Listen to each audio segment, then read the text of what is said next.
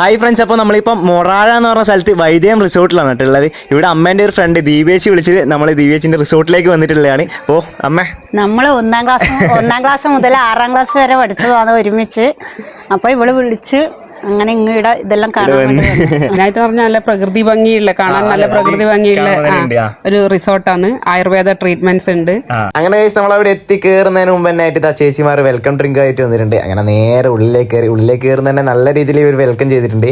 നല്ല കുറിയൊക്കെ തൊട്ടുന്ന്, അതേപോലെ തന്നെ അമ്മേന്റെ കഴുത്തിൽ എല്ലാവരുടെ കഴുത്തും തന്നെ മാലയൊക്കെ ഇട്ട് തന്നിട്ടുണ്ടായിരുന്നു. അതൊക്കെ കഴിഞ്ഞ് ഞങ്ങൾ നേരെ പോയത് ഇവിടുത്തെ ബെഡ്റൂംസ് കാണാനാണ്.